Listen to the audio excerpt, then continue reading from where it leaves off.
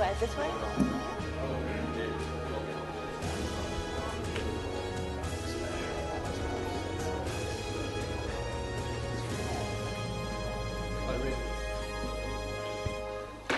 Have the meeting come to order. Please stand, if you will. Ask Mayor Pro Tem Smithfield to lead us in our invocation. Bow our heads, please. Our Heavenly Father, we gather here tonight to be about the business of this community. We ask thy blessing on this town, the surrounding settlement, this county, this state, this nation. Bless these people, bless the decisions we make here tonight, that they may be the right decision for the people of this community. Give us thy guidance, thy love, thy tenderness. We ask this in thy name. Amen. Amen. Remain standing. Let's have a pledge of allegiance to our flag. I pledge allegiance to the flag of the United States of America and to the republic for which it stands, one nation, under God, indivisible, with liberty and justice for all. You may be seated.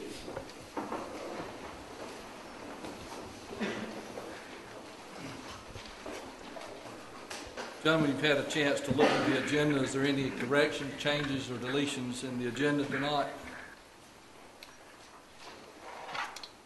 Hearing none, do I have a motion that we approve the agenda as written? So moved. Motion and a second. Those in favor, aye. Aye. Those opposed? Agenda is set forth. Mr. Manager, do we have a presentation reports tonight? Okay. We'll move into our public hearings. Our first public hearing is the question of the annex to the State Employees Credit Union property. Mr. Embler, I recognize you to open the public hearing. Mr. Mayor and Council, you are asked to take action upon, the applicant is requesting sewer, water, and electrical, fire, and police services for the future location of the State Employees Credit Union. In order to obtain water and sewer, policy requires voluntary contiguous annexation into the corporate limits of the town of Smithfield. Planning staff has analyzed and has found the proposal meets the criteria for voluntary contiguous annexation by having approximately 620 linear feet of road frontage along Berry Road, which is existing to the town's current corporate limits. In accordance with General Statute 160A-31, annexation by petition, a petition for annexation filed with the town shall contain a signed statement declaring whether or not zoning vested rights with respect to the property is subject to the petition has been established. None have been declared by the applicant. At the August 4th meeting of the Planning Board, recommendation was made by the Planning Board to accept it as voluntary annexation. At the September 6th meeting of the Town Council, the Council directed the Deputy Town Clerk to file a sufficiency petition for annexation for the State Employees Credit Union. At last month's meeting, October the 4th, the Council unanimously voted to adopt a resolution setting the date for the public hearing for November the 1st, 2011. The Town Council was requested to conduct a public hearing and make a decision for voluntary contiguous annexation of the State Employees Credit Union property. Any questions from Mr. Embler?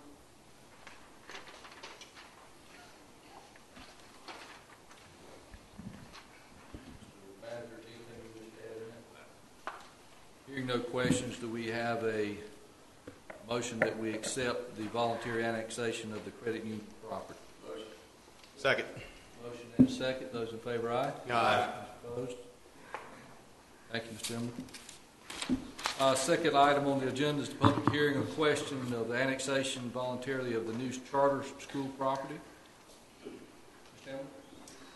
The applicant is requesting sewer, water, electrical, and fire and police services for the new charter school. In order to obtain these services, the participant is requesting contiguous annexation into the corporate limits of Smithfield. Planning staff analysis has found the proposal meets the criteria for voluntary contiguous annexation by virtue of having approximately 3,360 linear feet of land adjacent to the existing town limits. In accordance with General Statutes 160A-31, there have been no claimed annexations filed, annexation by petition. A petition for annexation filed with the town shall contain a signed statement declaring whether or not zoning vested rights with respect to the properties subject to the petition has been established. None have been claimed by the applicant. The Planning Board at its August the 4th, 2011 meeting unanimously voted to recommend annexation of the new charter school property into the town limits. The Town Council at its September the 6th meeting unanimously voted to adopt a resolution directing the Deputy Town Clerk to investigate a sufficiency of petition for annexation for the new charter school. At the October 4th meeting of the Town Council, a resolution was unanimously passed setting the public hearing for tonight. The action requested by the Town Council is to conduct a public hearing and make a decision for a voluntary contiguous annexation of the new charter school property. Any questions for Ms. Denver in this public hearing? Not, I'll close the public hearing. Do I have a motion that we approve this annexation request? Second. Motion and a second. Those in favor, aye. Aye. Opposed? Does pass. Item number 3, public hearing on conditional use permit for the private nightclub. Mr. Emmer? The applicant and owner of the hookah house is requesting a conditional use permit to operate as a private nightclub on property located within the B3 zoning district. Private nightclubs are loosely defined as establishments that serve liquor by the drink and are not full-service restaurants. In accordance with the Town of Smithfield Unified Development Ordinance, Article 10, Table of Permitted Uses, clubs, public or private, are permitted with the approval of a conditional use permit. The requested use will reside within an existing retail center that has adequate parking and is landscaped to modern development standards. The property is served by the Town of Smithfield Water and Sewer. If the request is approved, the applicant will be responsible for securing alcohol and beverage permits prior to serving alcohol by the drink. In this particular situation, the owner and Linda Calder is here. She can address your direct questions, but it's my understanding that it is her intent presently at the time to only serve beer with maybe wine in the future, but she would have to permit that through the alcohol and beverage control folks. The Planning Board at its October the 6th, 2011 meeting unanimously voted to recommend approval of a conditional use permit to allow for a private nightclub on property located within the B3 zone districts. Might I add one thing about the hookah house? It has been there for a period of time and it's been an operating business within the town. The Town Council is requested to review the petition and make a decision based on a finding of fact for a conditional use permit to allow for a private nightclub on property within the B3 zone district. As I mentioned, Linda Calder is here to answer any of your questions that I might not be able to. All right, any questions for Mr. Emmer? It's already been in operation. The hookah house has been in operation, yes. What are we voting on? They have not been serving alcohol. It has only been hookah smoke that has been, it's a lounge at the present time with no alcoholic beverages sold. Any other questions?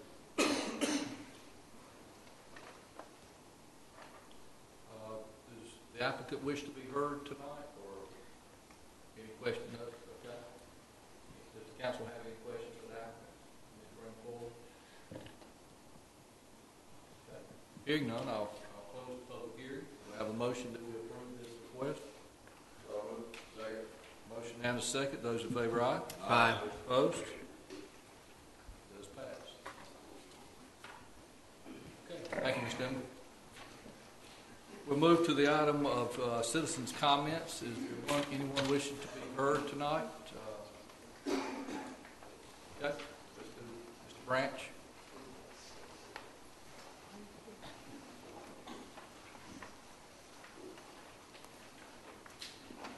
Good evening. I'll be very brief. Lenny Branch, Public Works Director. The town of Smithfield, in conjunction with the American Legion and the Boy Scout, is offering a U.S. flag disposal and proper retirement of the United States flag at our recycling facility now. We've had a few calls in the past, and people are not really aware of what to do with the American flag when it's torn or tattered. And residents of the town of Smithfield now can drop off any faded, torn, or unwanted United States flag for disposal at 230 Hospital Road, Monday through Friday from 7 to 4. They'll also be able to drop it off at the facility from 8 to 12 on Saturdays. The Boy Scouts will be doing their ceremonies to properly dispose of it. So I just wanted to get that information out. That's something that we're going to try to add on the website tomorrow, but I wanted you guys to be the first to hear it before we did. Mr. Branch, that's a very good project. By the Boy Scouts. Thank you very much.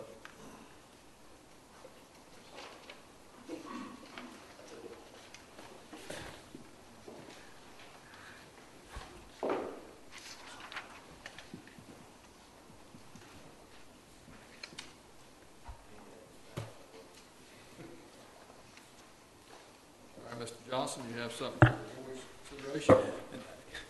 Good afternoon, gentlemen. Just wanted to give you an update on the activity of the Downtown Smithfield Development Corporation, as well as my responsibilities given to me by this body to look after existing industry and business. To date, we are continuing to certify or market both certified sites, the Hill property as well as the Wellens Howell sites. All have been submitted and continue to be submitted by Ms. Peggy Anderson with the to the State Commerce on various unnamed projects, but they are being looked at, so that's encouraging. Over the next few weeks, the DSDC will be contracting with a local contractor to clear off some land and some trees over on the Howell Wellens site, so it allows the prospective client to be able to get onto the property. Right now, they're only able to drive past it or see it from a distance. And according to Ms. Anderson, that is a big hurdle for us that we need to clear to make sure that the property or the potential client can walk the site or at least drive on it. I've had meetings this week and last week with two existing industries, both Emcor and Skyware, and we'll have a follow-up visit within the next 2 weeks with the county. Also recently traveled to Washington, D.C. with the Department of Commerce, RTR, Electric Cities, and other communities to attend the AUSA conference, which is a brochure that I've created. I'd like to have those back because what I can do is take the front off and then replace it for whatever client that may be visiting in the area to look at the various sites, buildings that we have in the Smithfield area. One of the things that we have, Johnston County as well as Smithfield has not done adequately enough is, in my opinion, is market ourselves to the military, especially with the BRAC Commission having moved to Fayetteville with 5 military installations within 75 miles of Smithfield, being 45 miles both from the Research Triangle Park and the RD Airport, as well as the Global Trans Park. I think we're in an ideal situation or ideal position to market ourselves to potential companies that are doing business with the military. And we'll be following up with a visit in Fayetteville this Thursday with those individuals. We do have a military hub zone in the town of Smithfield already existing, so it puts us at a better advantage to recruit technical or high-tech companies that have military contracts or looking for military contracts. Met with Commissioner Crocker earlier about the announcement of Iron Man 3 and the movie industry that the state is really pushing down in Wilmington. Met with the NC Film Commission today, as well as the Triangle Film Commission, to look at various warehouses in the Smithfield area. There's actually one warehouse that is close to 48,000 square feet. That would be an ideal location for a movie set or a movie studio. And so we're going to be working with Ms. Anderson, Donna Bailey Taylor with the Visitors Bureau to look at what availabilities there are to market that property for that purpose. In downtown, we're pleased to have opening Sammy's Detail as well as the Cakery today. Hope you visit both locations. Next month in December, we'll be moving the Johnston County Visitors Bureau downtown, so we're very pleased to have them in our downtown district and assist in marketing not only Johnston County, but better marketing Smithfield for the travel and tourism industry. One of the things that I'm real pleased to, and I forgot to pass these out, and if you're more than welcome to keep these, is the SDC just recently published getting started, putting the pieces together to opening a new business in downtown, and really this can apply toward any business in not only just downtown, but all of Smithfield. It kind of goes through the steps, some of the checklist that we have here at the front, as well as the different financial resources that are available. Of course, you're familiar with the SHARP program that Larry Stansel just recently took advantage of, but the downtown Smithfield just adopted a restaurant retail rental upfit and subsidy help, what we refer to as R2 Rush, and to hopefully entice individuals to look first downtown with possible rental assistance for either retail or restaurant. And this is new building. And also the Downtown Residential Incentive Fund, or DRIFT. I believe Mayor Evans and I met with Ray Gibbs when he was in Greensboro to look at ways of encouraging future or further residential development in downtown. And this is something that I think could go well in promoting that. But all the incentives and all the different types of packages are in here. We're going to have these in the planning department and in the small business center out at the college, just basically anywhere and everywhere that a small business may be looking to try to get us in front of them. So I wanted to update you, and I'll be more than happy to answer any questions. Any questions for Mr. Johnson? This is a great little publication. I think it will assist us, and I agree with your assessment there on site selection presentation. We need to do a better job of selling ourselves, and this is just the beginning. Anybody else? Thank you, Chris. Thank you.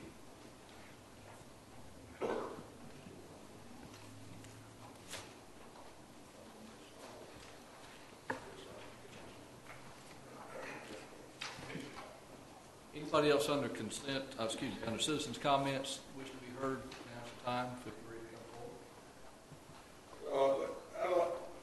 You might have noticed, and I'm sure everybody has, the new bridge is open. What a wonderful project that's is for the town. People are using it. You can go out there early in the morning, late in the afternoon, and it's doing everything it's supposed to do. Really, and of course, one of the annexation things that we did tonight was directly associated with that credit union moving out there. So, and more things will come. It's really a real asset to this community. All right. Hearing no more citizens' comments, do I have a motion on the consent agenda items? So moved. Motion, do I have a second? Second. All in favor, aye? Aye. Opposed? Consent has been approved. Moving to the new business, we are fortunate to have folks from Electric Cities here tonight to talk with us about some good information, I think, Smithfield will have. Some areas where maybe we can improve on. And Mr. Manager, I'll let you introduce them. We've got Cecil Rhodes here this evening. He and his staff have been working with us, I guess, over the last month or so, looking at some ways that we can improve our services and hopefully lower our costs.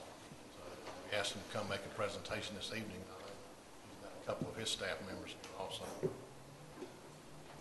Yes, I'd like to introduce Roy Jones, Senior Vice President of Operations for Electric Cities, and Rebecca Fryman, who is a Senior Rate Analyst. Mr. Rhodes, if you could, we're trying to make sure people at home see this in the video, so if you could speak very clearly and loudly, I would appreciate it. Thank you They very can hear much. the information. Thank you. Thank you, Mayor. Again, for the council, in your package, you have a presentation that was put together with the assistance of the city staff and Electric City staff, covering some areas that Interim Manager Hicks asked us to review. He had some questions that had come up from time to time concerning rates, opportunities for the town, performance indicators.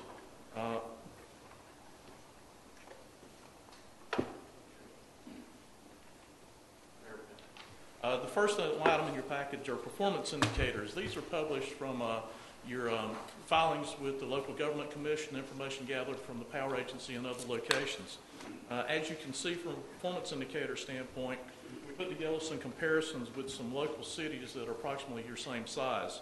One item to take a look at, it makes Smithfield a little different than the other local public power communities, is you do have a number of what we would call large commercial or industrial customers relative to, say, Apex or Benson or some of the other locations. This is kind of important and is to provide you with the opportunity to provide some cost savings to those customers from some rates that you have, constant peak rates. Again, you can see from an electric system full-time employee standpoint, you're pretty much in the middle in terms of the employees that you have. Not too large, not too small.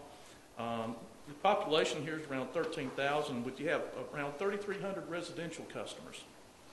As you can see, that compares favorably with Aden and a couple of other cities, but your commercial is relatively large.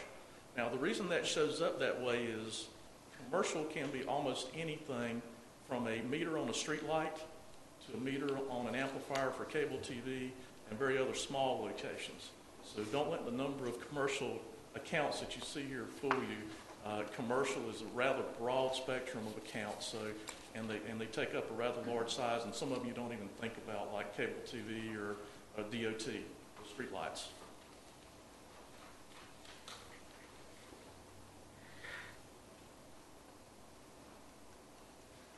On the second page, you'll see some performance indicators as well. I'll draw your attention to the losses. That's the difference between the amount of energy that you purchase and the amount of energy that you sell. And anything in the range of around 5 to 6% is generally considered average for distribution losses. This is a little bit on the high side. We kind of attribute that to the fact that there's been some changes over the years for your voltage reduction program, and I think if you get that program back on the ground and initiated again, you'll see those losses drop a little bit in that particular area. What causes those losses? Those are natural losses on the wires. When you run voltage and current through the wires, the resistance of the wires causes some natural loss. They actually heat up a little bit. So there's nothing we can do about it? There is some things that you can do about part of it, and you're already doing that. You're buying low-loss transformers. Those transformers have less losses than a cheaper transformer. So you pay a little bit more money for a low-loss transformer, and therefore you have lower losses over the time frame. You reconductor your system. You go from bare copper wire to shielded aluminum wire or various sizes of aluminum wire. You put in the appropriate insulators. You put in capacitor banks. So there is a way to get to 5 or 6%, and if you don't, you're going to be in the 7 or 8% in some cases. Also, you can have programs as well. If you have transformers that have no customers connected to them, but they're still connected to the primary, that transformer is still heating itself up 24 hours a day. You need to go by and disconnect the primary on that. Why is Clayton so low as compared to ours? Again, also the other one in that context is it's also an accounting function. So if there's a mistake or error in the amount of sales that you have or the amount of purchases that you have each year, and this is an accounting error for Clayton, it's relatively impossible to get to actual 1.4% losses. So that was just a kind of, I guess the financial people call that an accounting phenomenon. So gentlemen, some of the reduction things that we were talking about and cost saving items is in this line item. So we'll see some definite changes to the better in that category if we adopt those measures that we talked about last month. And there are some other things. You do have a significantly good load factor at 80%. That's the amount of energy that you sell versus your peak. So that means that basically 80% of the time you're selling is almost as much power, 80% of the power that you do at the peak time. It's a good ratio that tells us how well your large customers are doing load management and how well you're doing load management within your system. I will point out that your day sales and receivables is a little high. That's the difference between when you sell electricity and when you finally collect the money for it. So basically your money is sitting there uncollected for approximately 60 days compared to an average of around 45. It is something to take a look at. If you do shorten that time, it's simply a one-time cash influx. You're actually getting some of your money that's outstanding a little quicker. So it's not something that you actually have to go out and actively get first thing, but it's something that you, as you improve your billing systems and shorten your cycle times, that'll naturally shorten up a little bit. Cecily, if you have customers leave without paying, your loss is a lot less. Yeah. 45 days than it is 60 days. Yeah, it does put more of your money at risk the more days sales you have in receivables. And that's really the biggest area of concern with that. Also, another measure would be a prepaid type situation too. Prepay will take care of day sales and receivable. There are none. In that particular case, you're getting your money up front. The customer buys it like they buy gas. You pay for the gas in the tank, you put it in your car, and then you drive all month. That's how prepaid works. And it will help if you find a program to do that. We provided this information at the regional meetings last year. This is basically a general comparison of the cost for an average residential customer for 1,000 kilowatt hours amongst Progress and the power agency cities. Yes, we have a rate disparity, 20 to 30% at the retail level. It's something we've been dealing with for years. There's a lot of discussion out there with that. What we're looking for today is to find ways to help mitigate those problems. One of the ways that you're helping to mitigate that is through your load management program. And if you look on page 5, you can see comparisons with your average cities in the $130 range, from $130 to $138 for a customer that does no load management amongst the cities. Smithfield, an average customer using 1,000 kilowatt hours is $132 a month. If they participate in the load management program, that bill is anywhere from about $117 a month to $125 a month. Basically, you give back almost 1 month of billing a year in your load management credits. That is a very high percentage, as you can see, for most of the power agency members. It's a very good program where the customers can control their cost, and it brings their rate disparity down, their cost disparity down quite a bit. On the downside of that, you depend upon those load management switches to work properly every month. You need to have a program where you maintain those switches and make sure that they're working. We recommend that you actually test about 10% of your switches each year or more, and go out and get that on a regular schedule in order to make sure your switches continue to work. Because you're using those switches to generate those savings to give back to those customers every month. Sorry to interrupt you. Again, Council, this is one of those measures that we looked at to improve our switch ratio. But we did a sampling, trying to correct me if I'm wrong, and we had a less than 10%, about a 50% failure rate in our switches. So that's money we're leaving out there that we need to generate back savings to the customer. So we can do that with that switch program. Sorry to interrupt you, but I want to interrupt him too. This chart that we're looking at is average residential electric cost. Are you telling me that the cost of buying electricity for our residential customers here in Smithfield is cheaper than Clayton and Selma? Yes, sir. That's what the rates show today. Did you get that? That's some good news you can report.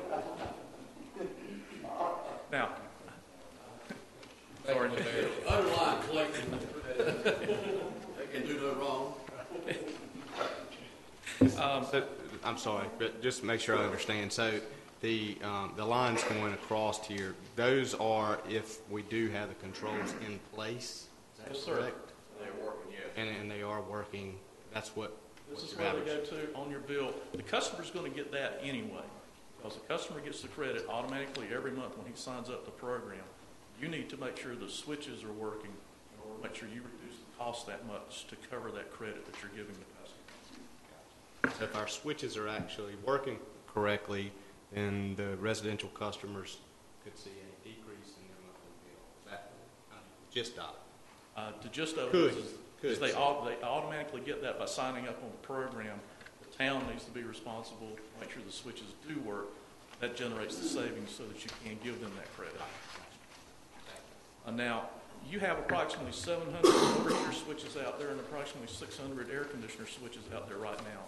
That's about a 20% saturation for around 3,500 residential customers. A lot of our member cities have 50% saturation with load management switches.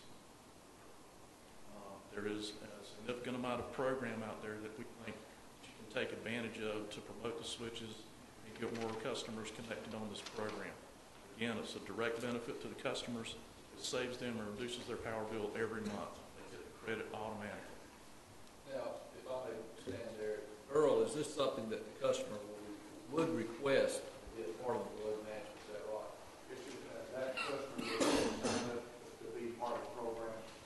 So part of the savings is generated by the customer being proactive in signing up for this program. And I think I heard you say, Mr. Rhodes, we had 14 200 roughly, is that right, Mr. Manager?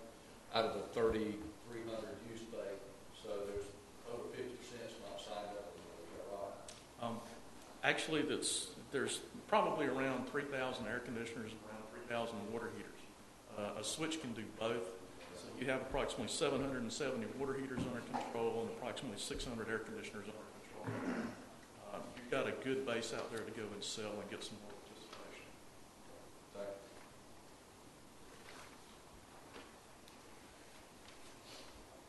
The next level that Interim Manager Hicks asked to take a look at was small general service cost compared to some of the other local suppliers as well. As you can see in your chart, everyone's pretty much in about the same ballpark here for 3,200 kilowatt hours a month at a 45% load factor. What that means is that's an average small customer at the 10 kW range. So within that frame, you're pretty competitive with the local customers in that context, but we do have some recommendations going forward for your small and medium general service to get them some other opportunities. And what we're talking about with those other opportunities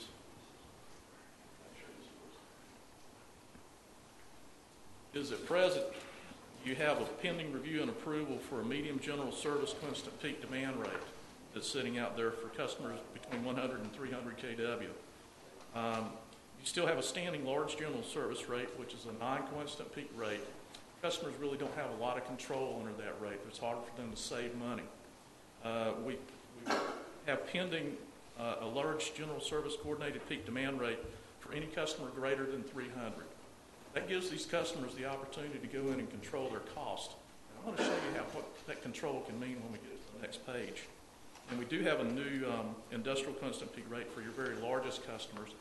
There was some concern in the past that the customers that were on your constant peak rate, when they missed the peak, they were actually paying a larger margin to the town than they were when they were hitting the peak. It seemed like it was a little bit of a penalty to them. So with the city staff assistance, we redesigned the rate so that if they hit the peak or miss the peak, the town's margin stays the same. So there's no incentive for the town, and either way, the customer gets the greatest benefit of the activities that he does to save his cost. Have some demonstrations of that on the next page. Unfortunately, we can't talk about specific customers. Customer account information is confidential and everything else, so you can't use names or anything for these types of demonstrations. But as you can see from your chart, basically your three of your four largest customers are under the constant peak rate, and at present they're paying lower costs than they would under Progress Energy's applicable rate for customers their size. Customer number 4 knows exactly what he's doing. He's chosen not to do stuff, but he does have a program in place that he's going to put in some equipment now to help him reduce his cost. Same thing for customer number 8 on your chart, who is still slightly higher than he would be on Progress, but when he installs his program too, he's going to drop that about 20%. When you put in constant peak rates, these are rates that give the customers direct benefits for taking action during the monthly billing peak. And as you can see, if they put in those programs, whether they're generators, load management, changing how they operate, they can significantly reduce their cost against your local competitor. That's the whole purpose of this constant peak rate. Just like the load management switches allow your residential customers to reduce their cost, this constant peak rate here, and you know the customers with generators that are out there and other places as well, and other things that they do. Well, this is an example of how this constant peak rate, if they choose to do something, can reduce their cost and get below the competition. I don't know whether people out there can see those things or not, but the savings to the customers are significant. Yes, if they're managing their load. One of the things that we talked, that Interim Manager Hicks talked about is he and his staff will be visiting these customers, both the ones that are higher and lower, to discuss the opportunities and things that they can do, and encourage them to actually do some more load management and see what else their concerns are with the rates and controlling their costs.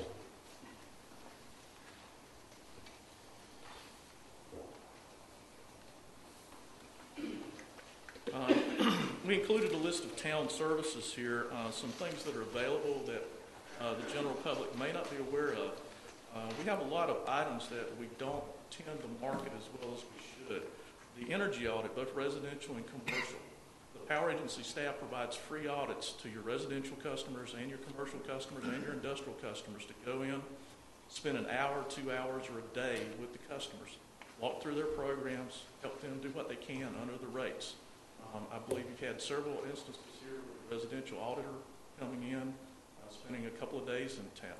We encourage people to have people sign up on a daily basis. There's an online calendar that your staff can access and go to our staff person's actual calendar and sign up and get the days that you want, have them come in and help your customers. The residential load management switches we talked about, it's a great program. I need to reflect back, you were talking about the failure rate of the switches. I was here when we put that program in. I helped get you guys started on that program. And those switches have been out there for 20 years. Okay? So it's something that we've been doing for quite a while. We need to maintain the switches. That's where everybody cut some things out of their budget as we went along. And the switches worked so well the first 5 or 10 years that we did not see the opportunities that was out there for actually making sure they were still working correctly. So that's why we've gotten into the situation now where we do need to reinitiate a program to go out and maintain your switches. They've worked well for a long time. They will continue to work well for a long time. They just need a little care, just like your car. The Temp Tracker 365 and the Energy Depot, these are some online tools that your staff and your customers can use to take a look at heating and cooling degree days.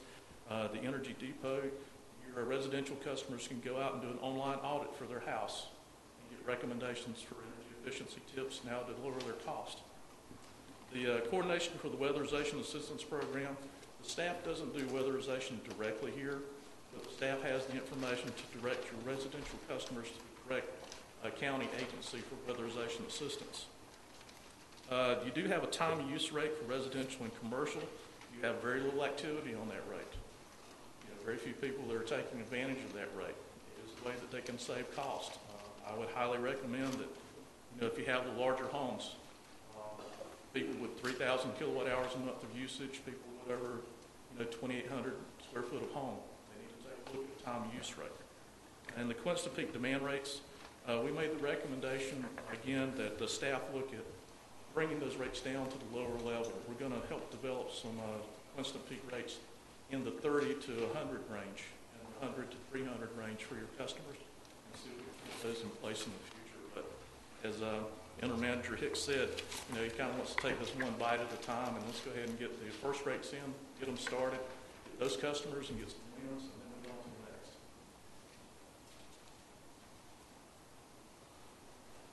At this particular point, if you'd like to make any additional comments. I just want to thank y'all for helping us put the information together. Is there any questions for this, Mr. Rose? I think it clears up some of this disclaimers, I guess, of where we are and what we're going to be doing with some of these improvements. Continue to put us competitive in our rates as best as we can. And we're still fighting to keep it as low as we can and keep the costs down for our customers. Is there any questions? On the merger side, I noticed it's been halted. And Duke and Progress have both said that they would maintain a constant in their wholesale rates. Is that going to affect electric cities in any way? Roy, you want to help on this one? But I'll take the first stab at it. And if there are any changes that come down, merger requirements, such as virtual divestiture or putting stuff on the market, that may or may not help electricity. Any other merger changes, fuel cost savings, savings on plant dispatch and everything else, that will flow through the supplemental power rate that we have, and we will see those savings that come through. So is it going to make us more competitive or less competitive? What do you think? I couldn't begin to answer that, but I would say that we would probably get approximately the same benefits that Progress sees from this. So the status quo would probably maintain the same from a result of the merger. We may get some few minor changes that help us a little bit, but overall, you know, if they save money, we will save approximately the same.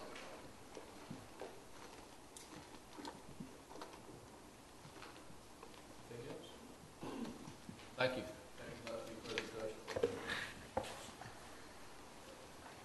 Okay, we're going to move right along here. Chief, we've got some review of the town hall security bids. You just got some information for us? Yes, sir.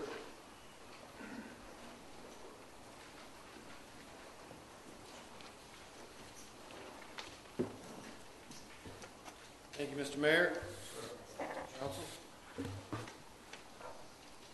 Earlier this year, we were unfortunate victims of a burglary here at Town Hall. Following that burglary, I was asked to put together some information regarding the potential of installing a security system here at Town Hall. We did some preliminary work on that, presented that to the council. We were asked to go back and receive 3 bids minimum. We contacted 3 companies: Carolina Phone and Alarm Company, SFI Electronics, and Edwards Electronic Systems. We also contacted Alarm Force and ADT.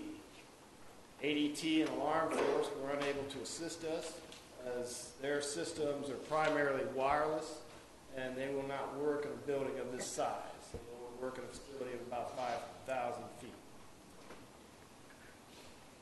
The bids that we received, Carolina Phone and Alarm was the cheapest. That's the recommendation that we would make as a police department should the council decide to move forward with this type of project. Carolina Phone and Alarms is being used at the police department currently. We have an alarm system on our evidence vault, and they seem to be a reputable company through reviews. Where are they at? They're out of Goldsboro. Where? Goldsboro. Well, I would be glad to entertain any questions about any of these bids. We worked very hard to make sure that we were comparing apples and apples here so that everyone was bidding the same thing. I believe they are. And we'd be glad to move forward however the council sees fit. You can move forward either by doing nothing, move forward by installing an alarm system itself. You can move forward by installing an alarm system and a closed-circuit television system that would record your hallways and your main areas, should you choose to do so. Chief, Sir, do this Carolina Phone and Alarm company, do they maintain or monitor their alarms or have a subsidiary watching their alarm system? when I questioned them on that issue, they told me they monitor them themselves. Also, through the help of Jay Godwin here, we discovered today that the town already has a phone line here. Should we decide to have the system monitored, we have a phone line in place, so there would be no additional cost for the installation or the maintenance of an additional phone line dedicated to that. My only, we did not have funds in the budget for the alarm system, so I guess, as the chief mentioned, maybe a couple of options if you want us to go back and try and identify some funds in the budget, or if you prefer, we could hold on to this and work into 2012, 2013 budget. My recommendation would be to work into the next budget. I agree. I'll make a motion that we hold it off and then budget it into our 2012, 2013 budget. Yes. Second. Motion and a second. Those in favor of aye? Aye. Opposed? It is something we need to do. Chief, we needed the research, and we thank you for that. No problem. Are these bids good? How long? 90 days. We have to research the problem, but at least we've got a benchmark to go from. Thank you. Thank you.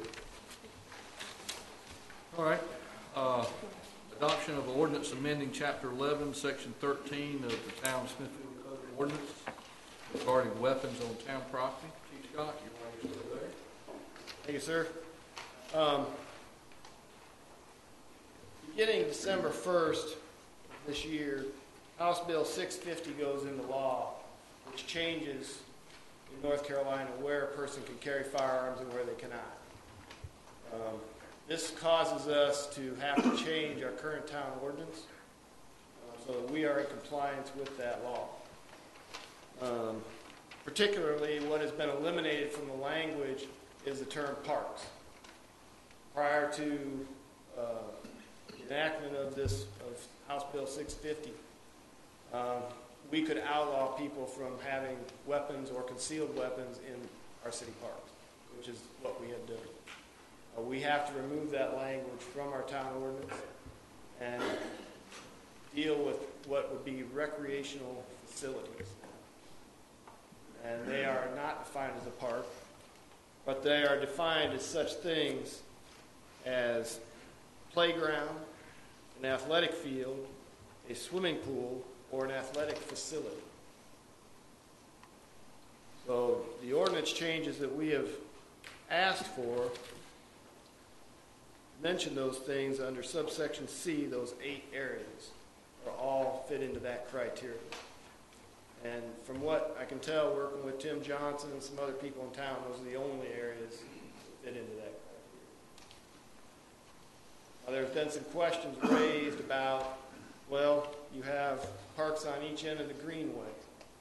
So how do they carry guns on the greenway if they can't carry them through the parks? I don't have an answer for that. Some of these things will just have to be meted out through the court system. It's a new law. There'll be decisions on it, I'm sure, and those decisions will tell us how to act. But we do need to change the ordinance to come into compliance. Ours will actually go too far. What we're asking is approval of the amendment to this ordinance to be effective on December 1st, along with state law. Any questions of the chief on this amendment of our ordinance? What does pertinent premises mean? Well, that's an interesting question. And when I ask that question, what I have is the vicinity around. So again, the vicinity around.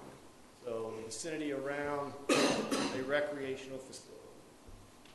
I'm not sure that is going to be a legal term, again, that will have to be defined as these things work their way through the court system. But that is not a new term. That is actually in the existing law.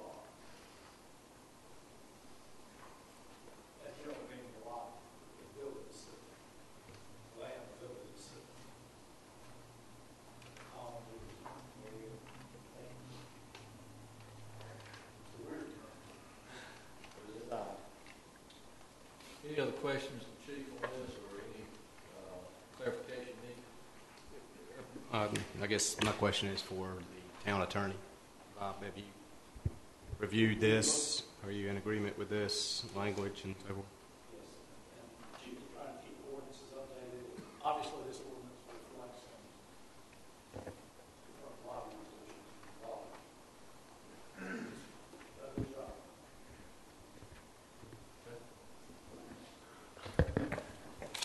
Do I hear a motion that we accept this change in order? Motion and a second. Those in favor, aye? Aye. Those opposed? Okay. Thank you, Chief. Thank you, sir. Chief, I'm going to ask you to stay there. If it's okay with the council, I'm going to move item number 10 to the next new business. Do I have any objection from the council on that? I think it'll be easier with the chief standing there. Mayor, if I might, can I just read my Sure, please. recorded? The agenda item would be to follow up on the request of approval for the budget amendment to cover the additional fuel cost for the police department. I'm going to recognize our manager at this point, Mr. Hicks, if you'd like to start, and then we'll let the chief follow up. I've got, I guess, sort of a prepared statement here, but at the last council meeting, the council instructed the town manager to review the police department's request for a budget amendment to transfer funds from various line items fuel line item. During the past month, I met with the chief and several of his supervisors and officers and asked that they continue to meet and review various options on saving fuel costs. We have created a spreadsheet to track their previous and current fuel usage. We will continue to monitor their usage on a monthly basis. I will ask that this group continue to meet on a monthly basis to continue a discussion on fuel-saving measures and to continue monitoring their usage. We will also closely monitor the fuel usage of all town departments and we'll look for opportunities to save. The chief has prepared a PowerPoint presentation that you've got in your agenda package. As you see by their report, any efforts to significantly reduce current patrols or reduce the number of vehicles assigned during a particular shift could potentially impact the level of services that citizens are accustomed to receiving. Other options presented in the proposal and not recommended by the police department would be a reduction in services. The town of Smithfield has seen a reduction in crime over the past 12 to 18 months and continuing with an adequate number of patrols and police officers should continue that trend. For the first 3 months of this budget year, average fuel costs were up over 19% from the previous fiscal year and over 40% from the 2009-2010 budget year. We are seeing some relief at the pumps for October, but we anticipate those prices going back up again in the spring and summer of 2012. I would add that contrary to some published accounts, the actual requested budget amendment was not about decreasing services to the citizens of Smithfield, but asking the police department, as well as all the other departments, to closely monitor their budgets, especially fuel, and look for reasonable ways to trim costs. Based on the need to continue adequate patrols of our town and the pressures associated with increasing fuel costs, we recommend that the town council approve the budget amendment as recommended. And at this time, we'll turn it over to the chief for his statements. Thank you, Mr. Manager. Mr. Mayor, I'd like a little bit of latitude here. Go ahead. Thank you, sir. I feel I need to clear the air just a little bit before we talk about fuel, we talk about gas, we talk about all the issues that most of us are probably here tonight to hear. Quick story. Monday morning, I'm sitting in a meeting with Captain Gentry, Patrol Commander Powell, a couple other people. Well, Patrol Commander Powell says, "Chief, have you seen the News and Observer article?" I said, "It's got your picture in it." He showed it to me, and I said, "That's a pretty good picture." Then I started to read it. I want to read the first part of it to you. Police budget conflict boils. Police say they'll stop responding to some 911 calls and stop investigating misdemeanors if the town doesn't increase funding for gasoline. Sounds like kind of an ultimatum, don't it? Latest episode in a standoff between the police chief and the town council, which is trying to save money. I want to make it very clear. I don't know where this information come from. It didn't come from the police department. It didn't come from me. It didn't come from Captain Gentry or Lieutenant Powell, who was our press release officer. I don't know where this came from or how this thing got started. It's a snowball that's really ran the last couple of days, and it's real unfortunate. So I would ask Mr. Campbell here tonight to talk to his people there at the News and Observer, because I think everybody in this council chambers, everybody in this town deserves an apology for this. Everybody. And that's all I'm going to say on the matter. Police department's been working hard with the council to try to reduce our fuel costs as much as we can. This is a tough year. It's a tough year for everybody. It's a tough year for the police department too. We cut our budget by 9.1% over last year. That's a lot. That's a lot. We maintained status quo fuel from last year. And like the town manager said, we're up 19% in cost. We're up 40% from the year before. That's why we're having fuel problems. And it's not just us. It's all over the country. It's not Smithfield. It's everywhere you want to go. I've got friends in police work everywhere there is. Captain Gentry and I, and Lieutenant Powell, we all three spent time at the FBI National Academy. We have contacts not only in this country all over, but all over the world. And everybody is having this issue. Recently, a person that I respect a great deal for his service to this community made a statement. I'd like to repeat it here. I'm not going to identify that person, but the mayor would like to. I'll let him. Management is doing the right things, while leadership is doing things right. I'm going to take that a step further. I've got a very good friend of mine who's a professor in Virginia. He used to be a police chief for many years. And he and I talk about leadership and management quite a bit. And he always says that management is working on the organization, while leadership is working within it. I'd like to take it a step further. To me, management oftentimes, not all the time, but oftentimes is a time for individual achievement. A time for somebody to step up sometimes and be the chief. That's my job. I make the tough calls, and that's what I do, and that's what these people here hired me to do. Leadership is a team effort. It's not just a team effort in the police department. It's a team effort with the council, a team effort with the community. And we're all working real hard to try to make Smithfield the best place it could possibly be. This isn't about fuel. This is about tough times. It's about making decisions that we can make to try to make sure that we can provide the best level of service at the lowest possible cost to people that live here. I think that's what it brought me to North Carolina to do. In my opinion, that's what all these people are sitting up here to do. So, Mayor, that's enough of my soapbox. I appreciate the latitude. The officers here are part of the fuel committee that was appointed by the town manager. They worked very hard to create a presentation, try to go way outside their comfort zone. I can tell you they are way outside of it because they are very dedicated people to their profession, to their police department, and to the citizens of this community, and they have been for a long time, most of them. Some of them over 20 years. They want nothing but to do the very best job they can, and they do it every day. You know, some people, they go home at night, they look in the mirror, and they wonder if they did any good today. They wonder if they helped anybody out. What was their day worth? I'm going to tell you, these people here, they don't have that problem. They don't have it. Now, I'm more than happy to turn this over to them, let them do this presentation if the council wants to.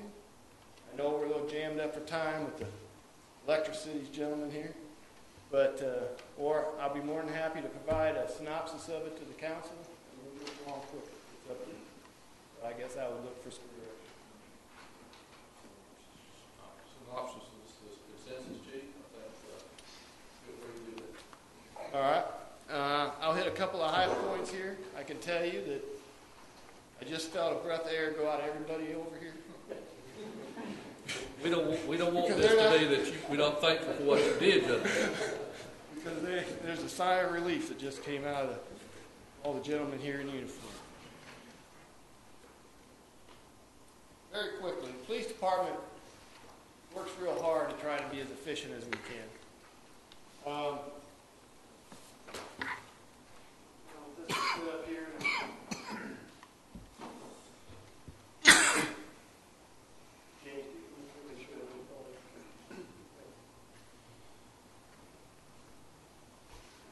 This is voting districts, but you can't probably see it real good, but there's yellow lines inside the voting district.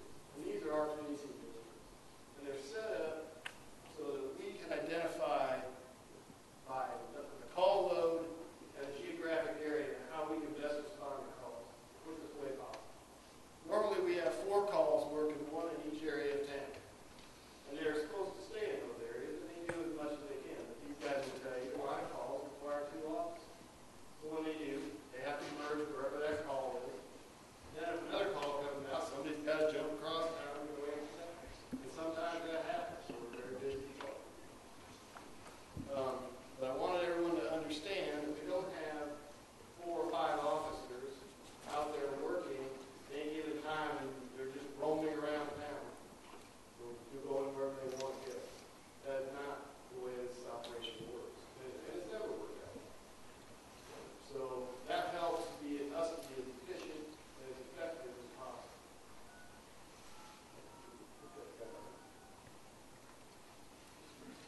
2010, we responded to 25,290 calls.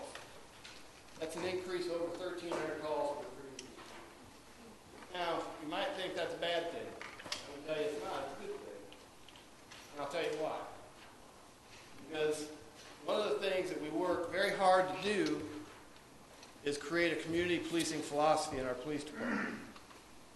We do everything we can to try to interact with the citizens who live here, identify what their needs and problems are, help them feel safer in their community, and we encourage them to call. We want them to call. Some of the people that sit here this evening go to those meetings religiously. They are a great asset for the police department and their community. And we want them to call when they see things. Some people don't call, and then crime goes unnoticed, unreported. So the increase in call load can be a good thing. The decrease in crime we saw in 2010 is a great thing. So we're driving more miles. We're using a little more gas.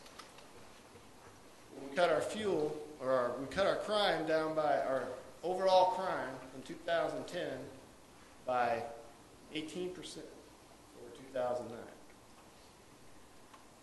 18%. I would challenge anyone here to find another community in North Carolina that's our size or bigger that had a bigger reduction in crime than we did. I don't think you'll find it. I can't find it. I look. That is a great tribute, not just the people sitting here in uniform, the people sitting over there that are part of the community policing district, the people sitting up here who gave us the tools that we need to make that happen.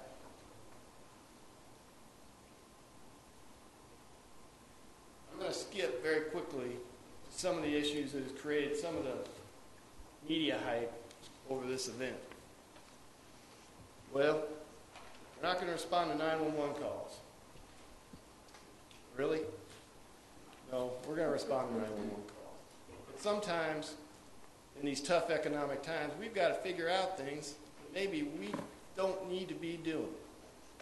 Try to save gas, save personnel, allow us to apply what limited resources we have to the areas where we can make a difference, where we can make people feel safer.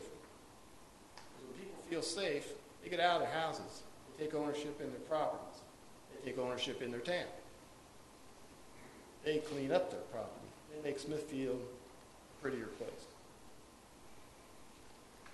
Well, when we looked at what we could do, we went to Department of Justice website. We downloaded a study that was just released October of this year.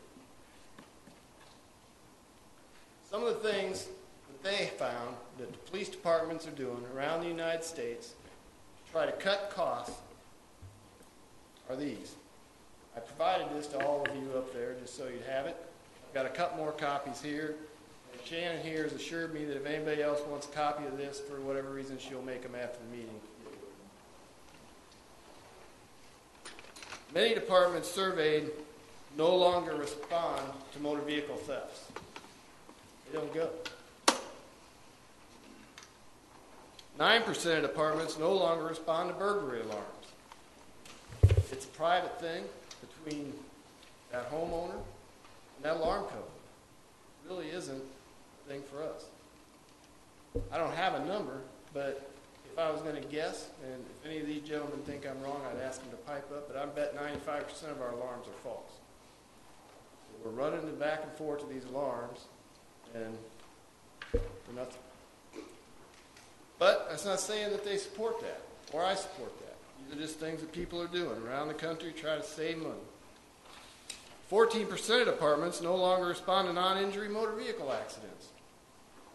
Now, in North Carolina, we've got to respond to accidents that are damaged over $1,000. But if it's a fender bender in Walmart, we don't have to respond. People can exchange names. Dispatchers can log down information. And we don't have to go. It's a way to save a little bit. 17% said their agency stopped responding to some calls for service. You have to identify what those calls might be. Every community has to be different, and that's what we're trying to do. Those are some of the things that we said we might be able to do. 43% said they'd increase the use of telephone reporting. 30% increase the use of online reporting, meaning that they set up a system on their website where if you want to report a crime that is, you left your weed eater out in your yard by accident last night, when you woke up this morning it's gone, and you just want it reported so you have the insurance, you can go online and make your own report. Or you can call us, we'll call you back, and we'll deal with it. But there's no reason, really, for an officer to go out there. We're not going to fingerprint the grass. These are some things that we can do to try and save those. These are the things we're talking about. And we're not just talking about them, the whole country's talking about it. 26% stated they'd had a reduction in investigative follow-ups, specifically related to property crimes, fugitive tracking, non-felony domestic assaults, financial crimes, computer crimes, narcotics, and traffic cases. Again, some of these cases that come in, there's no way they're going to be solved. Now, we send an officer out, we send a detective out, we're going to continue to do that until council tells us otherwise. But these are areas that maybe we will need to look at in the future, figure out how to make our organization more efficient and more effective. Those are the things that are in the PowerPoint. Those are the things we talked about. Not anything unique to Smithfield. Not really nationwide news, but it seems to have drawn some interest, which is good. It's good we talk about it. It's good we try to all work together to figure it out. That's where we're at. Now, I'm asking the town council to have a little faith in me, to let me move some money in my budget to try and make this work. So we're not spending more taxpayer money than what we have to. I'm sorry that we don't have enough money in our line item. Part of that's my fault. And I'll accept responsibility for that. But we do have money in other areas. Captain Gentry put it pretty plain today. We're going to be robbing Peter to pay Paul to make this thing work. And we are. But sometimes that's the kind of management we have to do. So I would open up, answer any questions I can answer to the council. Entertain any further information you need me to get, I'll be glad to get. Thank you, Chief. Are there any questions, first of all, of this Chief, before we have some discussions or comments? I've got a few comments to make. As you all know, I was Parks and Recreation Director here for 16.5 years. I did 17 budgets.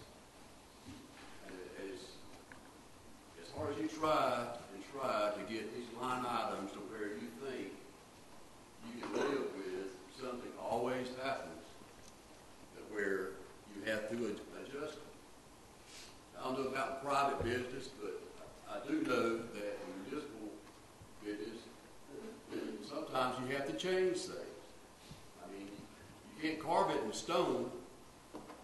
I know when I was, like I said, when I was doing it, sometimes I would get my monthly report and see where some money was going in my line item. I didn't even know anything about it. And I go to the finance person, and they always say, well, we had to transfer some to somebody else. If you need some, we'll transfer to you. But you know, thankfully, it don't work quite that way now. But what I'm saying is, if with these line items, you can't go to the very dollar and that's it, cut it off. You got to be flexible to do it. Got to be.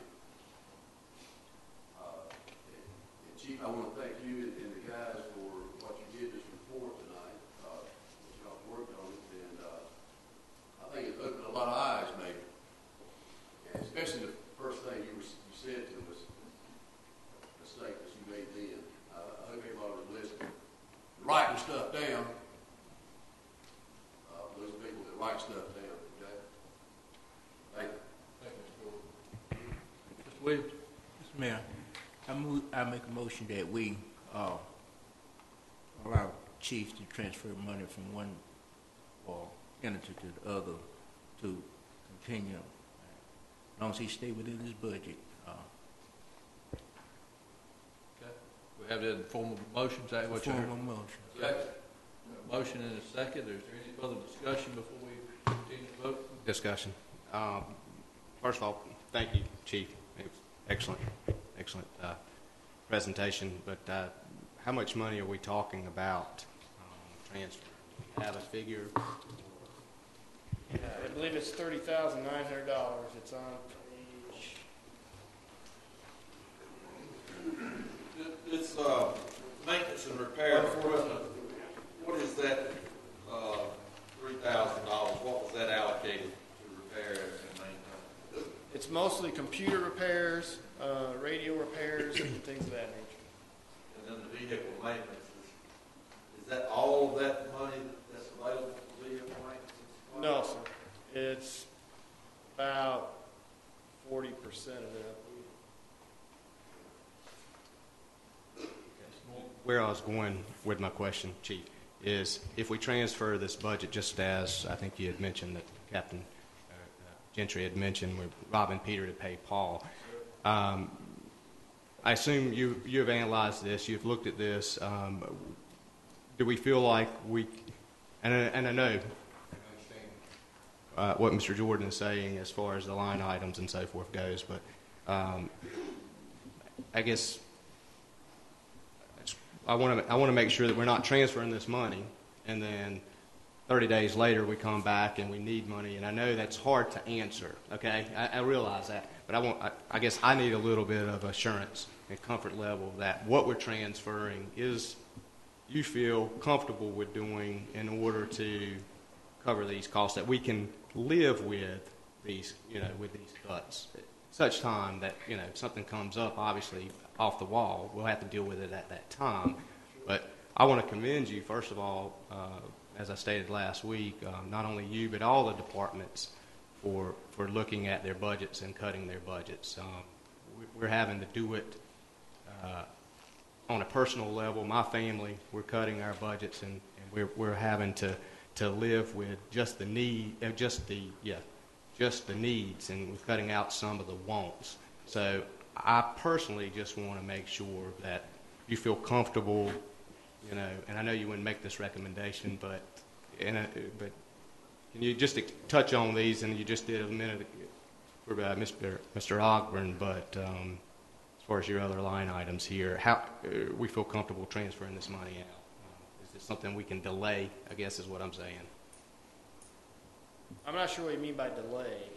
Well, if there's some of your cuts here, if they were for some of the wants instead of the needs, you don't have to answer that. But if they were for some of the wants, if that's something that can be delayed, I guess that's my question. I feel comfortable with what we're transferring. It's going to require a lot of management, a lot of pinching pennies to try and make this work. I'm not sure in the end this is going to be enough fuel. I can't tell you what fuel prices are going to do. As I said in my original memo to the town manager last month, this actually falls short of about $10,000 of what we're projected to need for gas to get us through the fiscal year. Now, at that time, fuel was higher than it is today. And so our picture looks better. And if it continues to decrease, then it'll look even better, and maybe we'll be able to maintain and just do this. I hope so. That's my goal.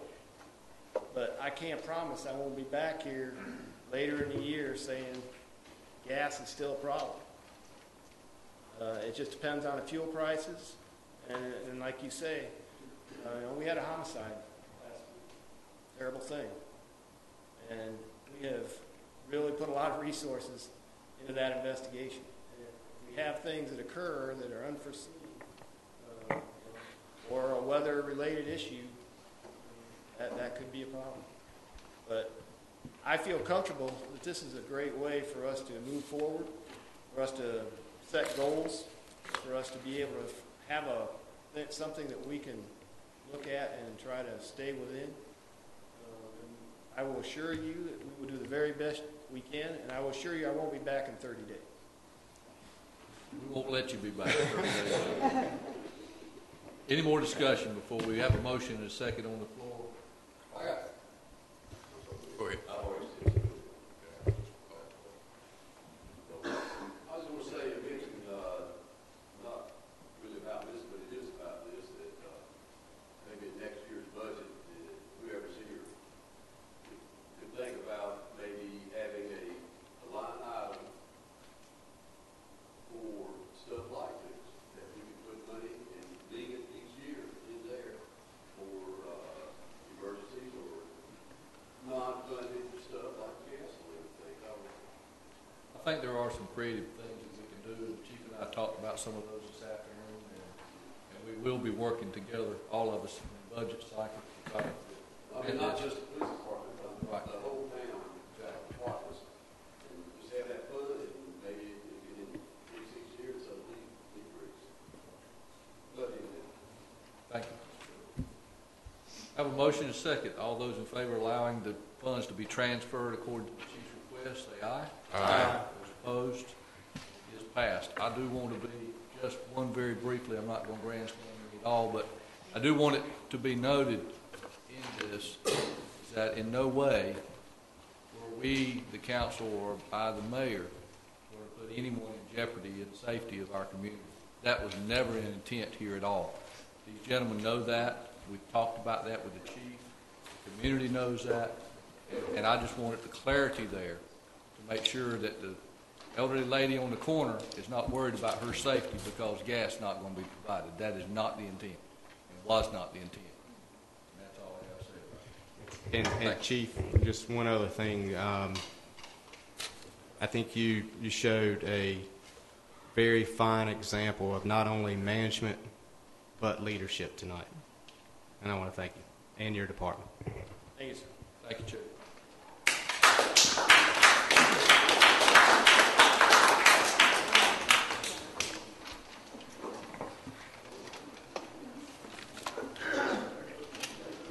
We'll give just a second for some to depart. We still have quite a few items to go through.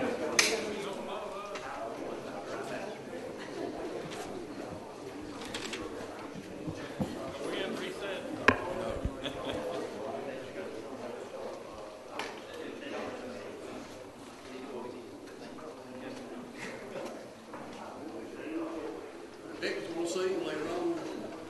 Leave. Okay. All right, we'll come back to order. We're left up on new business item number 4. As you gentlemen know, we have an appointment to the Johnston County Economic Development Commission. And on page 77 is my recommendation that we reappoint Chris Johnston as our representative to that board. And with this consideration of letter, I'm asking that this board endorse that appointment and allow Chris to continue to serve on that. So moved. Second. Motion and a second. Those in favor, aye. Aye. Opposed? Chris, you were recommended to go forward again. Thank you. Item number 5, request authorization to execute Code Red agreement. Mr. Manager. One of the things we've been looking at, and especially with the issue you had with Royal Water, I noticed last year, we've tried to identify a better way of notifying the citizens when there's a problem. We're looking at a couple of software packages where we could actually stop issuing second notices, and information will be downloaded into the program, and a phone call, text message, or an email would actually be sent to the persons that have not paid their bill. As we started looking at these different programs, we found out that the county has the Code Red notification system. We met with the county, and the options we're looking at is for emergency notices, but also other notices that could be used by town staff on various issues that the mayor has a message that needs to go out. We've looked at the ability, say, the Parks and Recreation Department to be able to utilized the program where he could have a list of all of his coaches, and if a ball game's canceled, the system could automatically call all those coaches and tell them that the ball game has been postponed. We are still moving forward on those items, but as we met with the county, they will not allow us to use their system for all the items that our intended use would be, and would only allow us to use it for emergency purposes. We still see that need in the event something comes up until we have a different option. So we're asking for authorization to sign the letter of intent with the county that would allow us to use their Code Red system, and it's basically at no cost to us as long as we use it for emergency purposes. They do have, I believe, 180,000 minutes, which they haven't used, a small fraction of that. They're already deep into the fiscal year. The only time it would cost us money is if the county went over that original allocation of the 180,000 minutes. The second set of minutes they have to buy would be $17,500, and I think at that particular time they would come back to the jurisdictions that actually use the system and would ask them to share that cost. But I don't see us, and I don't see the county actually going over their allocation anytime soon. So I think our risk would be very minimal. Like I said, if something does happen, at least this is an option that we have available now by all the customers. In paragraph 3, or number 3, or whatever you want to call it,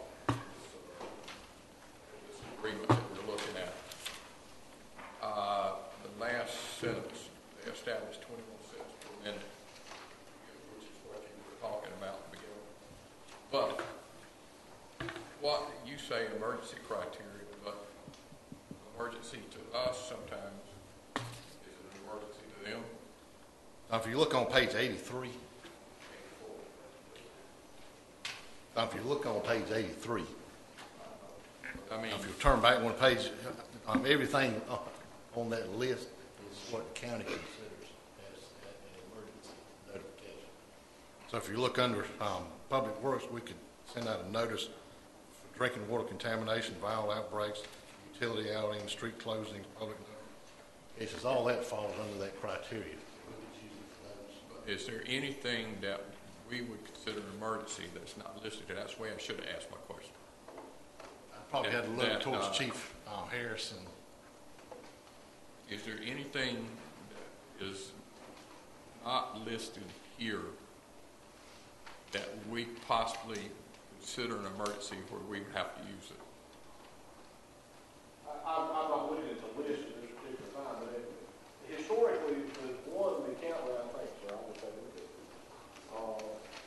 my knowledge, there would not be anything we would consider. The county emergency management folks and our department work very closely together, so when it's a declared disaster or any type of emergency, we're typically on the same page. I will say historically, from all the years, and prior to the Code Red system, the county had a different system. I've never known the county to go over its allotted time minutes. As a matter of fact, generally there's a significant amount of minutes left over annually with this program. So I don't think it would be, unless we just had a tremendous influx of need to utilize this. But anything that's considered an emergency, it's my understanding it's not charged against that bank of minutes. It's actually only if used for notification or things like that. Which is that's your understanding. Did that answer your question, Mr. Paul? Right now. It's, it gets into sometimes definition and I looked at this list of things, and I was trying to think, is there anything that we had considered in the past to be something that we really need to get the information out, but it was not considered. The funny thing that I can think is, we've even used the system in years past for high water, river flood warnings, and just giving out information to the citizens that live in flood-prone areas, boil water advisories, and all those things are considered, they would be deemed an emergency because it's something that's vital for the citizens to be notified of. And so, I think when they look at non-emergency, it would be sending out an advertisement to come to the council meeting.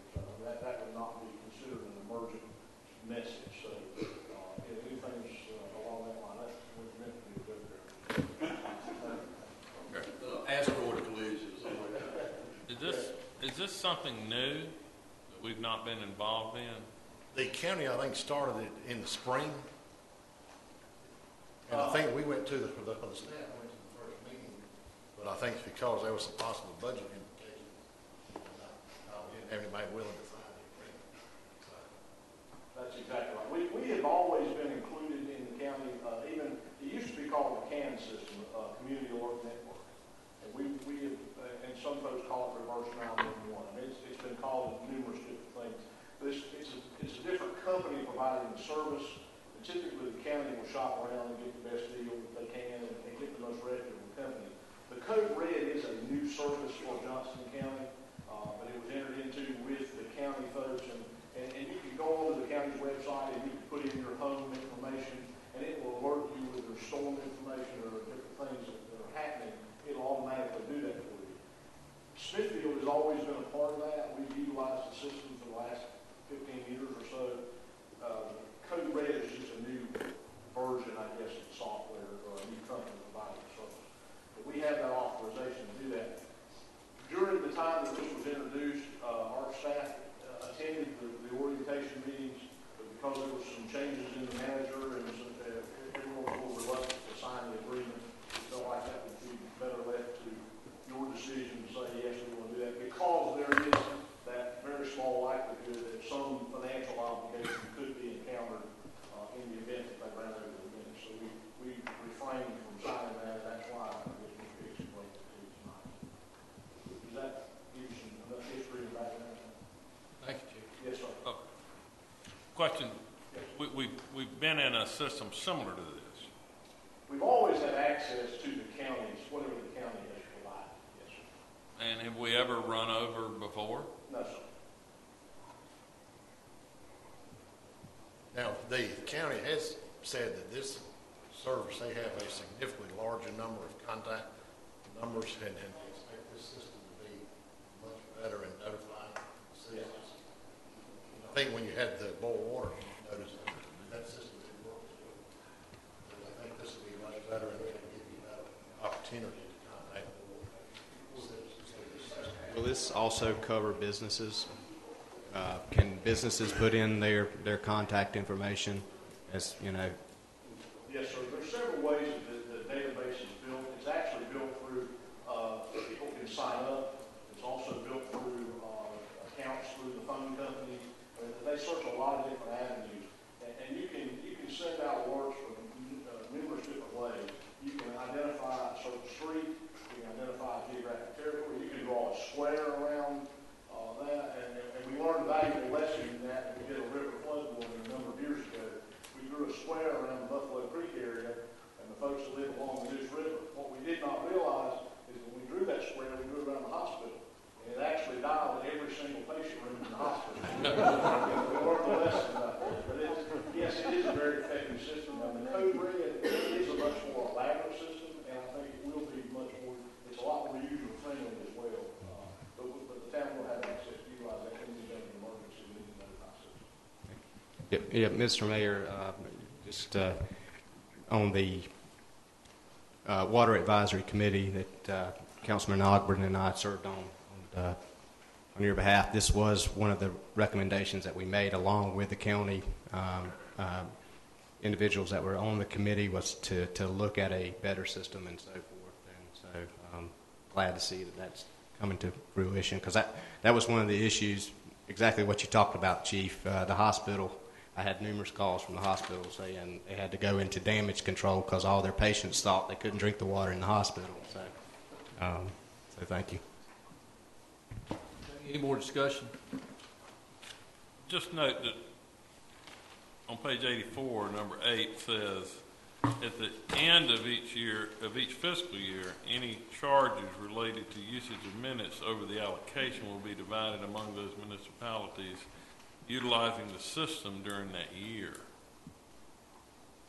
So in effect, what that's saying is, if Clayton's a member of this and they go hog wild, we're going to have to share in the cost of that. Is that the way I understand that?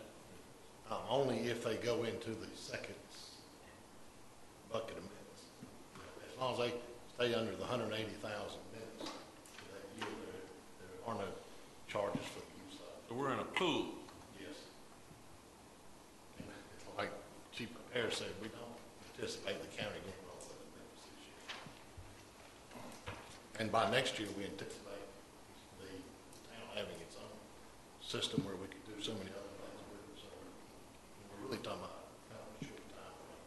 You know, felt like we needed it in the event that we did have something like it.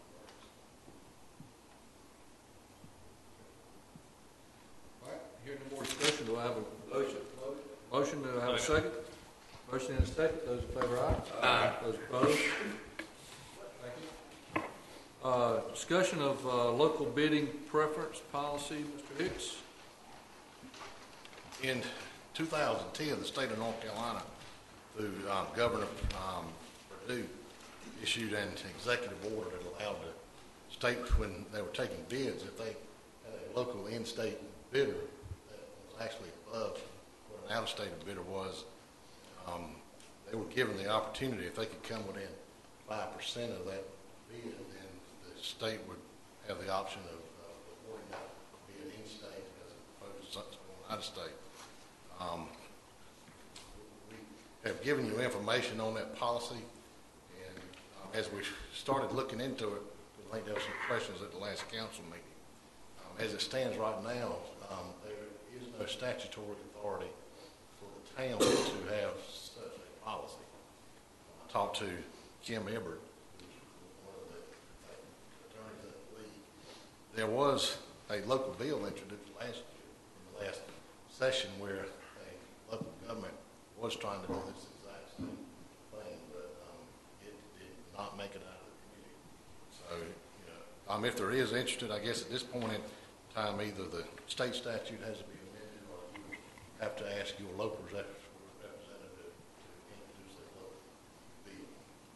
So we just gave it to you basically, you know, for your information, because there was a question asked at the last council meeting, but you do not have the statutory authority to do that right now. Any discussion on that or follow-up? I think that's just information for thought. Hearing none, we'll move forward. Item number 7, proposal for early payoff of the water and sewer debt. This is some discussion that I brought to you last time, a proposal of how we could save some money. And by utilizing our depreciation fund that we set up a couple of years back, this will give us the ability to do that. Mr. Hicks, would you explain to us what we're looking at? And we basically started looking, we've got a couple of water and sewer debt notes that will be paid off between 2015 and 2018. And as we started looking at that, the funds you have in the bank, you know, that are actually in savings, you're earning about 0.5% on them. The notes that you're paying on, the actual interest rates vary from 3 to 4%. So our thought was, you know, it would be more beneficial to use the funds you have in the depreciation fund to go ahead and pay those notes off early. And once the notes are paid off, you would continue to make those debt service payments into the depreciation reserve fund. And by 2018 or 2015, when those are paid off, I think our numbers actually show you that you'd have more money in the bank if you pay these off early and you continue to put that money in the depreciation reserve fund. Justin ran all the numbers, so I'll ask him if he'll step up here if y'all got any questions or any additional information from him. I think all total, the first note we've got you there, we don't really see the savings, but the second and third note, if you paid them off early, I think we do think that it would result in approximately an additional $25,000 that you have extra in the bank once the terms are in. So I'll let Justin go over that. I guess we'll start on page 100. That is the note issued by RBC Bank. And if you notice, the difference in this one really is that RBC Bank and any other private financial institution you're going to take a loan with basically hedges their loans, because they sell them, with a prepayment penalty, because they lose interest throughout the remaining term of that note if you pay it off early. So if you'll notice, under the prepayment calculation as of 11/15/2011, I requested a payoff balance from RBC Bank, and they responded with the payoff balance of $275,888.14. Of that, $10,085.66 is what they would charge you in a prepayment penalty to repay that note.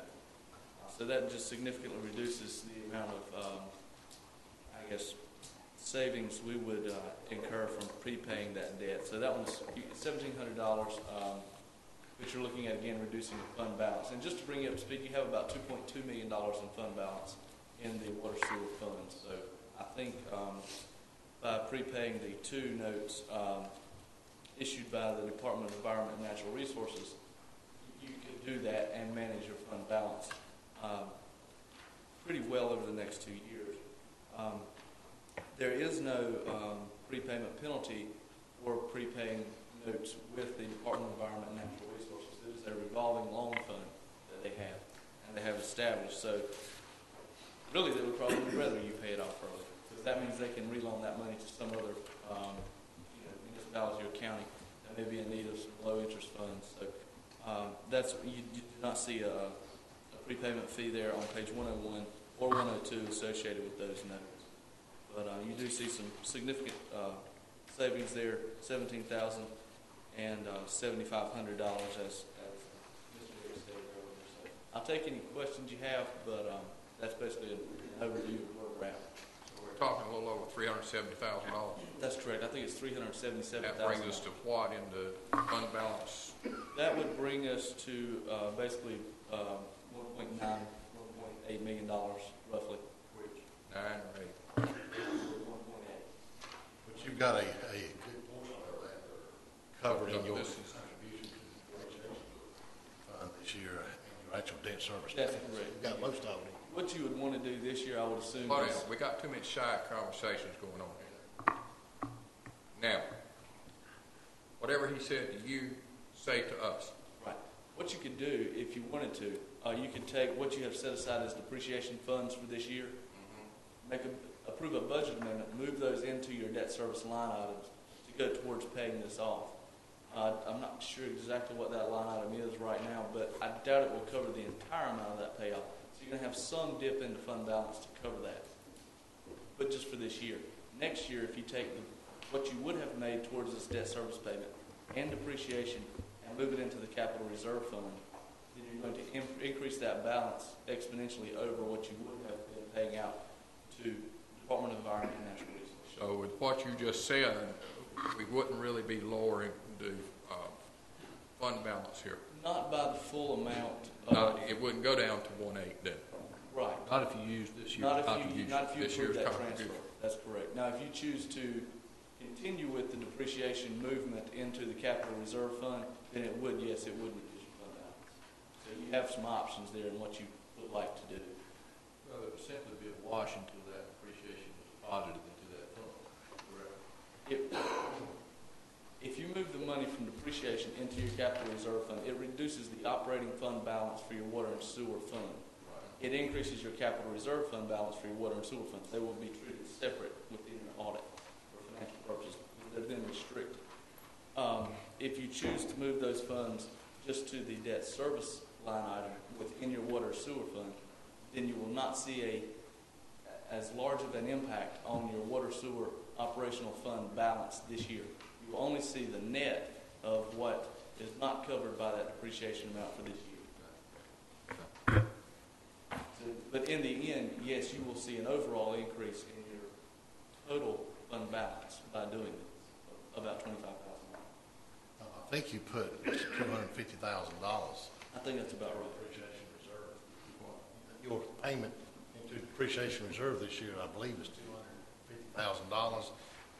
You have about $42,000 payment on this one note, which takes you up to about $290,000. You got about a $22,000 payment on the other note, which takes you up to about the $310,000. Okay. I mean, About $67,000. you're pretty close there without having to actually go in. Without having to go in. Well, the bottom line is this is why we set up depreciation. Yeah.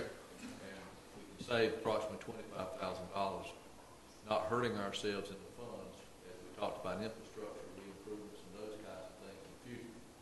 And it's just good management of the tax dollar to do that, in my opinion. It improves our debt ratio. Exactly. Decreases our debt service. Is there any chance that we could negotiate that prepayment fee? With RBC Bank, I've talked with them about it. They're pretty firm on the prepayment penalties. They're written into the contracts up front, and they're very reluctant to budge on those. We could revisit that, but when I spoke with them earlier, they were very reluctant to waive that. In fact, I've asked them a couple times if they would consider reducing that, if not waive. That's why they're hedging their bets. I mean, they can, but they're going to take a loss. They're not in the business of taking a loss. And this will know. They are in business taking losses. They traded their financial statement. They lost $400 million in the last quarter. Well, they just got purchased, I believe, by PNC Bank. So Really, it's not even in their that sold hands. them up. More the reason to pay this off. Again, so that we have a pretty good understanding here. This will not have an impact on our operational budget at all for the waters, other than in the depreciation area. Yes, it will require some additional funds to be appropriated, because you're not going to be able to cover your total payment of these notes through the combination of debt service already appropriated and your depreciation funds. So we will bring a budget amendment. Like I said, it's going to be around $67,000 or so. So that would come out of the fund reserve. Fund balance, yes. So all right, let's hold that. Now let's go to the regular operational side of it. Let's set aside the fund balance. Let's set aside basically the debt part. Now the actual nuts and bolts of the daily operation for the rest of the year, it will not impact that. Correct. If you're looking at just your operation, what keeps the water, sewer, and water plant going, right, this will have absolutely no effect on that. Our fixed cost, in other That's words. true. We won't be having to adjust somewhere. Correct. It will not take any operational funds away from any function of your water, sewer, or water plant. They will. Those budgets will remain as they are. Okay. Because we have to make ourselves very clear. Absolutely. I mean, okay. Any more questions? Do I have a motion that we? Motion. Okay. Motion. Second. Approve the payoff. All those in favor, aye? Aye. Opposed? Thank you, Justin. Mr. Mayor, I would ask, though, that maybe yourself and/or Justin, city manager, as well as city attorney, contact RBC and let's see if we can negotiate those fees. Because we got a payoff of 2015 and 2018. They've already made a substantial amount of money off of this loan over the life of the loan. So I would encourage us to at least give it one more effort to try to reduce that some. We'll do it. It's on the big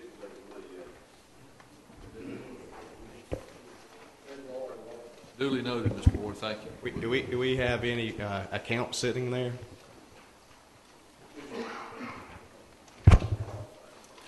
Okay, we'll move on to the item 8, review of the current deposit requirements. Mr. Manager?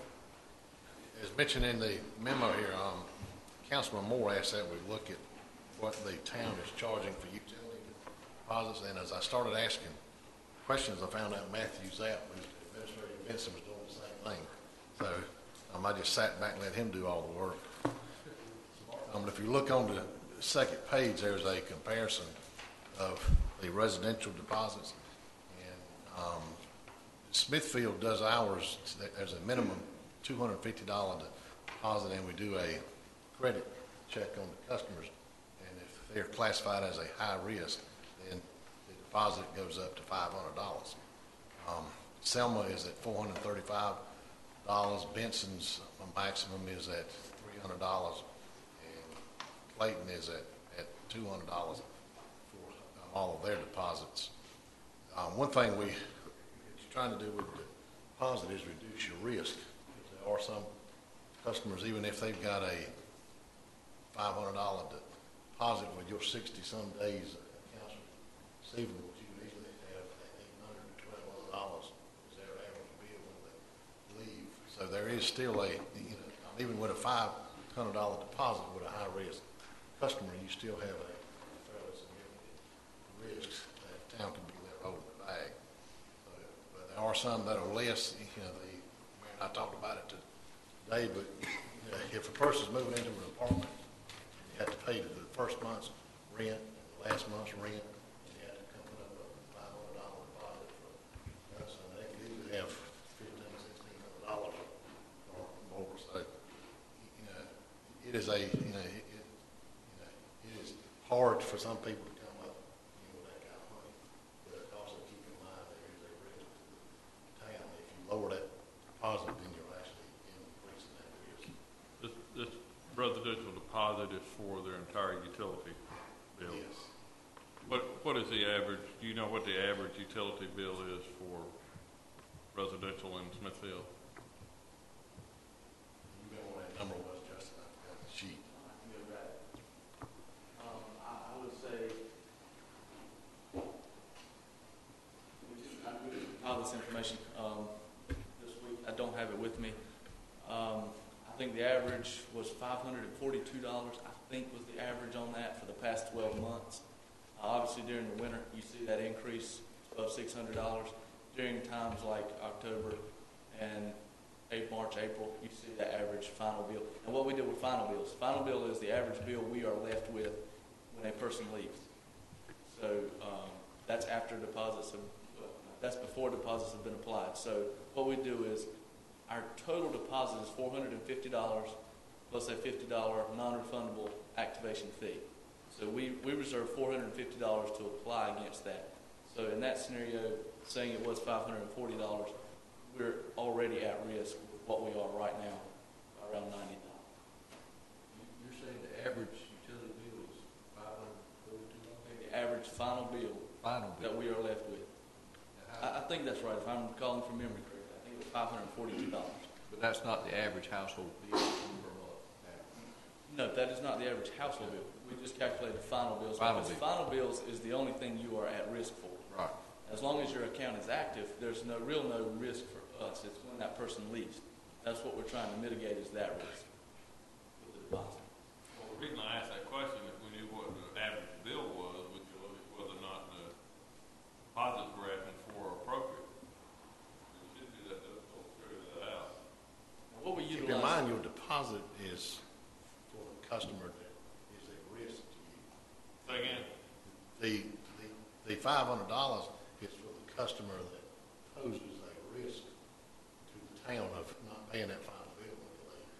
If you own your own house, you don't have to put up a deposit. I guess you give people a cosign. You got different options, but We haven't done co-signing in a while.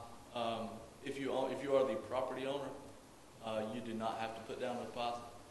If you are a renter or a lease of property, you bring in a lease agreement. And what we do, the way we establish the amount of your deposit is a maximum of $450. The way we establish that is we run a credit check, similar to like what a bank or a auto dealership would to determine credit worthiness. And what it does is it compares against your last debts. Let's say you were with PwC of Fayetteville or Greenville Utilities or some other municipality or Progress Energy. What did you leave them? What was your credit history with them? And then this software it's called Online Collections and Credit Analysis, I think is what it is. They calculate what your risk is and recommend a deposit requirement to us. That it's not just something we arbitrarily choose. It's something that's really this a nationwide software system. And for a renter, not a property owner, what did you say our minimum deposit is? The minimum is $200. That's on, I would assume. Excellent. And that can be refunded after 12 months. Any deposit can be refunded after 12 months of no late payment. So if you pay on time for 12 months in a row, your full deposit's refunded to you.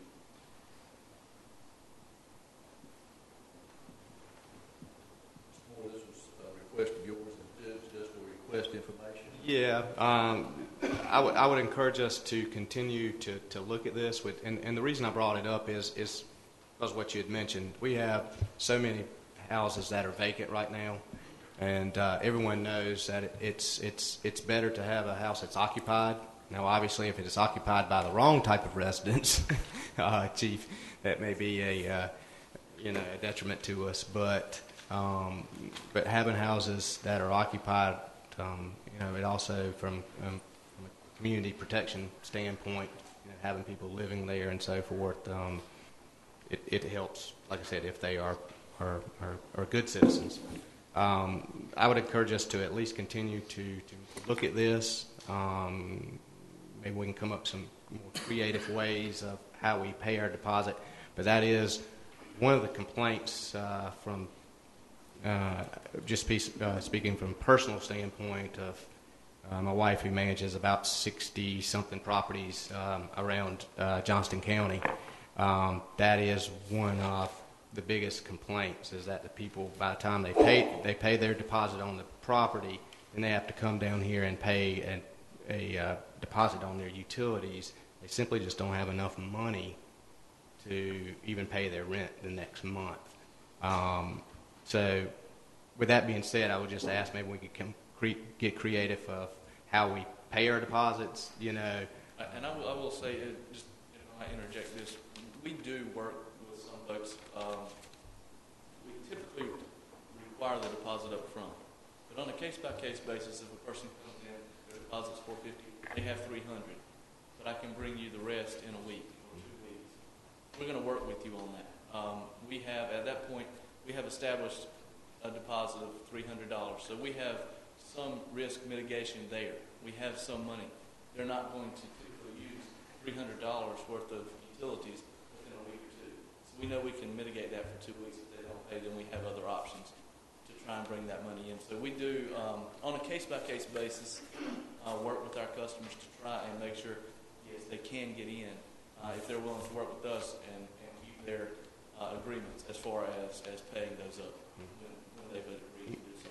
And maybe we start looking at the pay-as-you-go type for electricity and so forth. I don't know how that's working out, but maybe that's one of our options that we look at, and then they pay as much as they can, and we're out of it, We've actually looked at several prepaid software providers, and we've heard great things about it. It surely takes away the risk. Right, exactly. And then the $50 non-refundable fee you had mentioned, what exactly is that for? That's an activation fee. It's for actually going out, turning on the meter, making sure the meter's in proper working order, and just sending the crews out to do that. I understand that, but that may be an area that we look at as a little bit of a savings, because we're already paying our town employees anyway. So why are we charging now another fee when we're already paying them to go out and do their job? So maybe there may be some other reasoning behind that I don't know, but that may be at least something we could look at. Are we collecting all of the fees, or are we losing money on some of the people when they move out? Sure we are. We do. We try to obtain enough information. That's the reason why you're doing it. Yeah, we try to obtain as much information from our customers as we can when they sign up for the accounts. So if they do leave us with a balance, we can submit their information to this online collection and through the North Carolina Debt Set-Off program. We are limited in what we can require our customers to provide us with as far as information. If we don't have some of that information, we really are limited in the means as far as collection of bad debt goes. But yes, we are certainly left with some accounts. But that's what I'm getting at. We're still losing money on some of the deposits, because when people leave out, it's very hard to get It money. is. What we do to try and mitigate that as best we can is if a customer when they open up their account, cannot provide us the information we would need to submit to an online collection agency or the North Carolina Debt Set-Off Program, their deposit is automatically the maximum of $450. That is a maximum risk for us. We have absolutely, realistically, we have no means of collecting a bad debt at that point. Do we check or can we require a person that we do business with to be a legal resident of our country? We cannot. We cannot deny service, to my knowledge, as a public utility to anyone. Then, in that case, what we do is if they cannot provide that information with a Social Security number, then their deposit is then the maximum. That is our only mitigation at that point. We cannot deny service. I was going to add, we'll probably have some additional information for you at the next meeting, but your accounts that are 90 days old, those numbers are trending upward, so maybe we'll give you some more detailed information on that later. Thank you, Dennis. Unless there's any other questions, we'll move forward. Item number 9, request approval for budget amendment to cover the costs associated with the voltage reduction. This is part of the cost-saving measure that we talked about last week. Richard, I'll recognize you for that. You've got a proposal from Power Services to actually install the voltage reduction equipment. Since we've got 2 substations, we've got double the number of regulators everybody else has, so your cost is a little higher. You'll notice we've got 25 regulators that actually have to be controlled in the substation. The cost estimate for the installation is $55,300. Once you have those installed and you begin voltage reduction, our annual savings we estimate on a conservative basis somewhere between $115,000 to $150,000 per year. The budget amendment, we actually are asking you to reduce the amount of electricity purchased because we'll offset those costs by the end of the year. We'll actually be purchasing less power and be using that money to pay for the actual capital outlay item. So by the end of June, we would anticipate recovering more than 100% of our upfront costs. We're actually going to spend $55,300. We're going to save at least $115,000. So we're going to show a profit, positive cash flow of about $60,000. And and each year after that, you should be saving around $100,000 So we don't have to come out per of year. pocket any money. This is not an increase in the budget, it's actually a decrease in the budget. And it'll result in a pretty substantial increase in revenues each budget year thereafter. So you'll be positive about $150,000 every year after that. Because you do it, each time we go into load management, you do voltage reduction, and that actually reduces the amount of power that you have to purchase. So that cost savings goes on as long as you do voltage reduction. Any questions? This is a win-win situation, gentlemen, here. In my opinion, this is something we've been doing for quite some time. I'll make a motion, we approve this request. Second. Motion is second, those in favor, aye. Aye. Opposed? Thank you. We've covered number 10, moving on to number 11, municipal contracts and establishment of town policy. Mr. Hicks, keep it going there. I'm not here. There's been some questions about the actual number of contracts that the town is involved in. I asked each department head to give me a list of every contract that is currently within their budget. And I have attached a copy of all those lists for you. We're not asking for any action this evening. We just want to give you the information to start with, and we'll start looking at our policies and see if there's areas that we can improve on, and we'll probably bring some recommendations back to the council as to what we think is an appropriate amount that would have to be approved by the council, and then appropriate amounts that can be approved by the manager or the department heads. So this is basically just information. I felt like y'all need to know what all those were. And as I mentioned, we'll bring some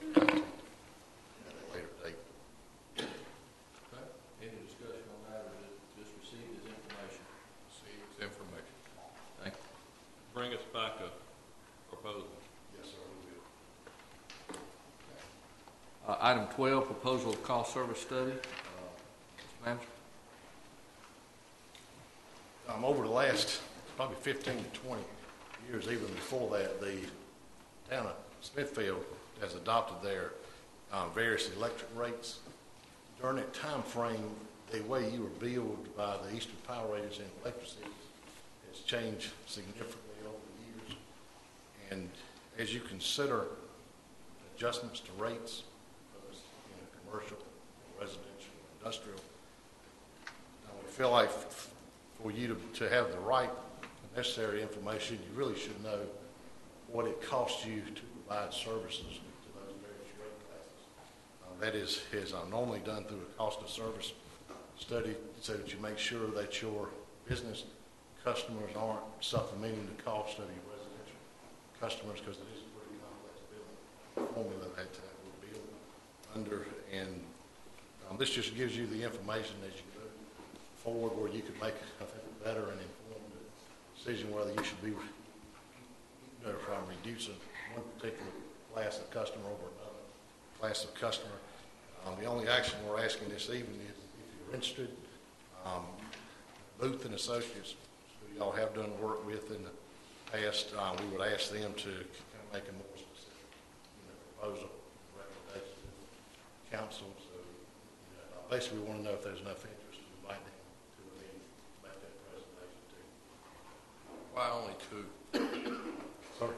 Why are the only two companies? They're about the only two I know that do rate analysis on electric systems that are in the state. I don't think anybody else should be looking at an out-of-state agency on their firm. So, You have an idea of what the cost you're talking about? the cost from Booth was $17,000. How much? $17,000.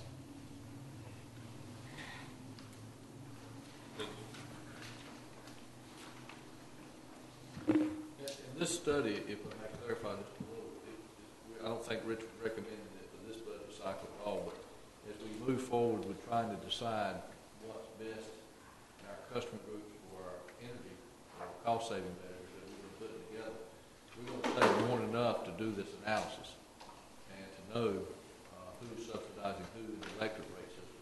In fact, Richard and I talked over dinner tonight, and there's some feeling that our residential customers may be carrying, is that right? We talked about that residential customers would be carrying the load for some of our commercial rate customers.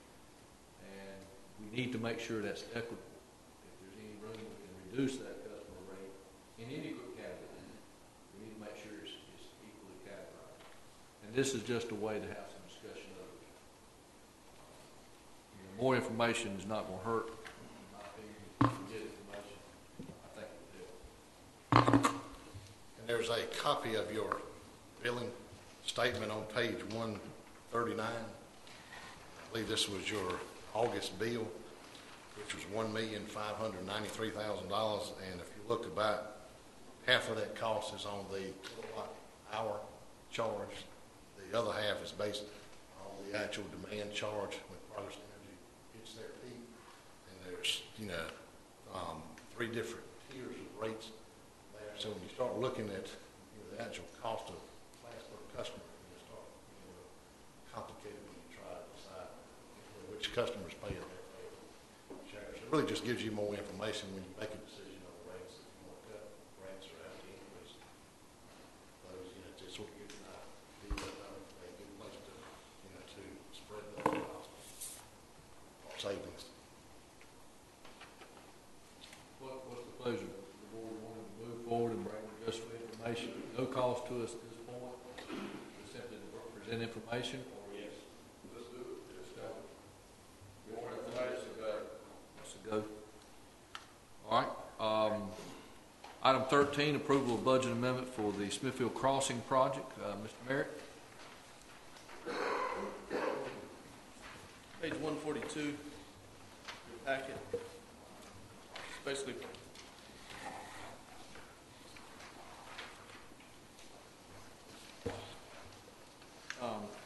I'll just go over the action form there. Previously, we had a budget established. I think it was back in 2008 budget year, 2008-2009 budget year, based on the then estimated project completion costs for the Smithfield Crossings project. We amended an already existing budget at that point.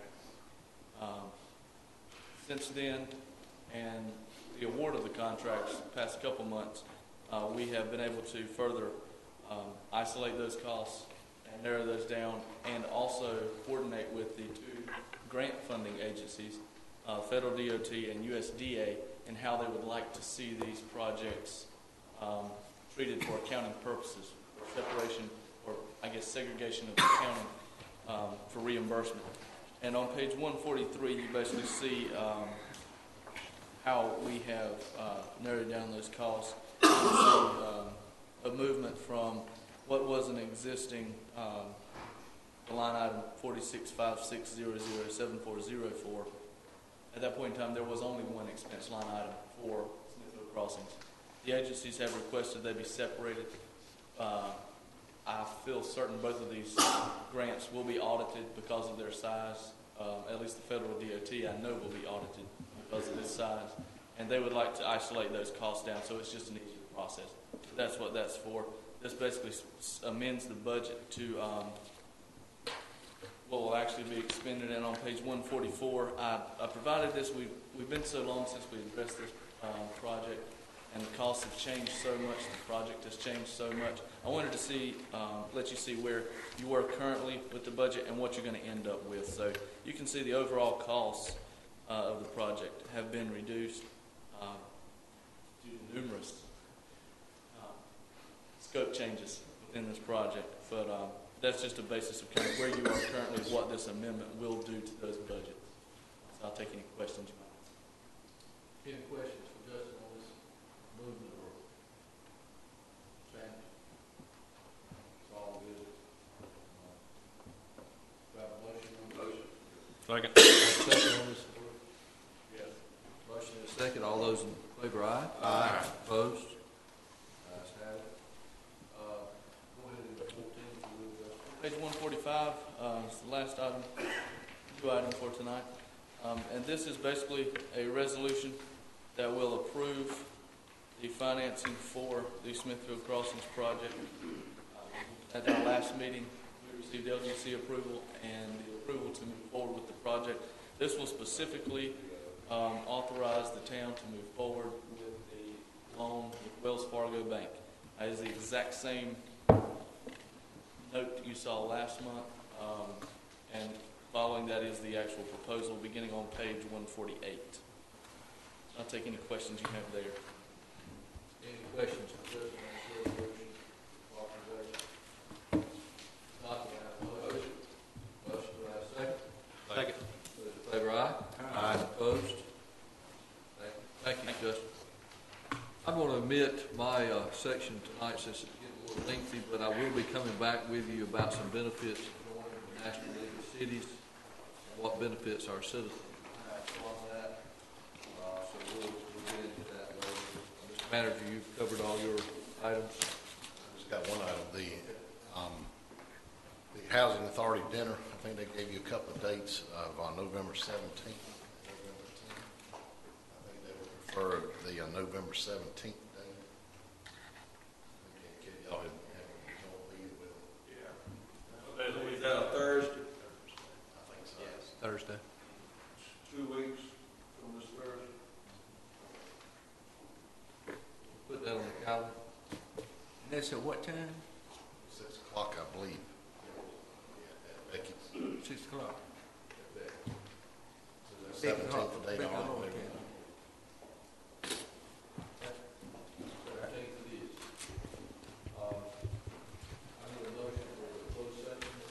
Make a motion that we go into closed session for attorney-client privilege discussion. General statute 143-318-11A3 covers that, I believe. Thank you, Mr. Ogden. Done by me. Yep. We are adjourned.